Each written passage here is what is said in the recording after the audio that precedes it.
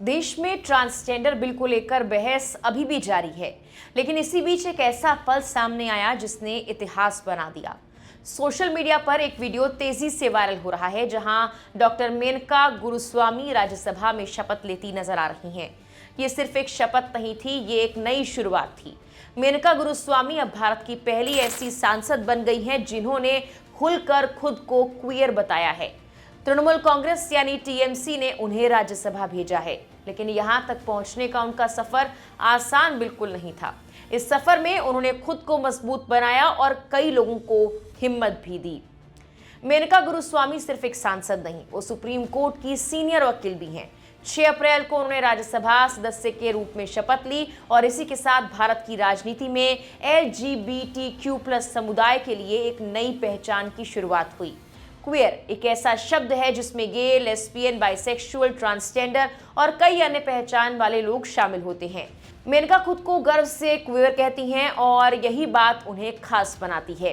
51 साल की मेनका गुरुस्वामी का जन्म 1974 में हैदराबाद में हुआ था। शुरू से ही पढ़ाई में तेज और आगे बढ़ने का जज्बा।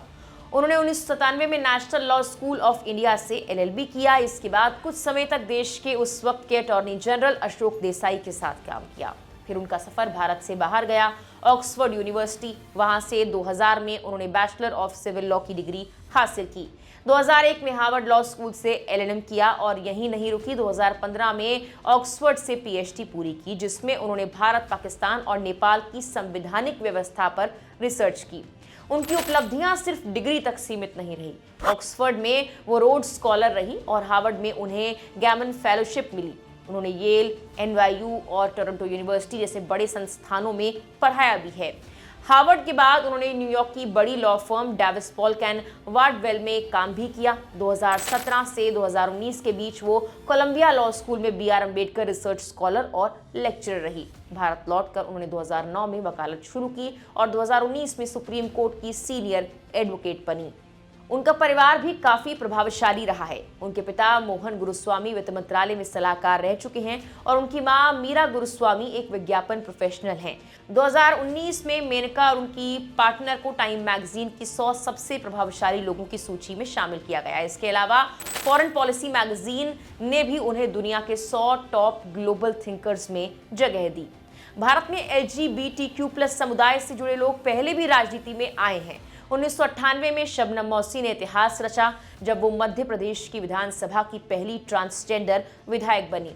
उनके बाद भी कई लोग राज्य और स्थानीय स्तर पर आगे आए, लेकिन देश की संसद तक कोई नहीं पहुंच पाया था जब तक मेनका गुरुस्वामी ने ये दीवार नहीं तोड़ी। हालांकि वो राजनीति और अधिकारों की लड़ाई में नई नहीं है, वो पहले से ही इन मुद्दों पर मजबूत आवाज रही हैं। अगर उनके करियर के सबसे बड़े मोड़ की बात करें तो वो है सेक्शन 377 का केस। साल 2018 में उन्होंने सुप्रीम कोर्ट में LGBTQ+ समुदाय के अधिकारों के लिए जोरदार बहस की। ये वही कानून था जो अंग्रेजों के समय से चला आ रहा था और समलैंगिकता को अपराध मानता था। मेनका ने कोर्ट में साफ कहा था कि ये कानून लोगों के मौलिक अधिकारों का उल्लंघन करता है। बहस के दौरान उन्होंने एक ऐसा सवाल पूछा जिसने सबको सोचने पर मजबूर कर दिया। जब आपको पता हो कि आपको अपराधी माना जाता है तो आप कितनी मजबूती से प्यार कर सकते हैं। कोर्ट रूम में सन्नाटा छा गया, कई लोग भावुक हो गए और इस केस का फैसला भारत के इतिहास में एक बड़ा बदलाव लेकर आया।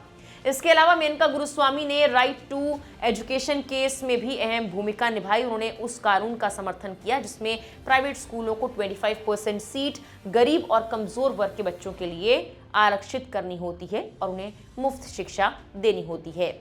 नंदिनी सुंदर बनाम छत्तीसगढ़ केस में भी उन्होंने एक मजबूत पक्ष रखा। इस केस में उन्होंने सलवा जुडूम का विरोध किया, जो एक सरकारी समर्थित मिलिशिया थी जिसे माओवादियों के खिलाफ खड़ा किया गया था। मेनका ने इस पर गंभीर सवाल उठाए और मानव अधिकारों की बात की।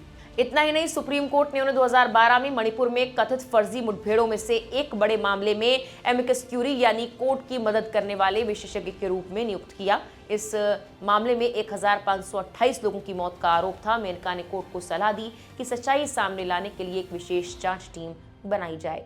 आज मेनका गुरुस्वामी सिर्फ एक नाम नहीं, वो एक बदलाव की पहचान है। उन्होंने दिखाया कि पहचान छुपाने की नहीं, गर्व से अपनाने की चीज है। कानून से लेकर संसद तक का उनका सफर ये बताता है कि अगर इरादा मजबूत हो तो कोई भी दीवार बड़ी नहीं होती। फिलहाल के लिए इस वीडियो में इतना ही।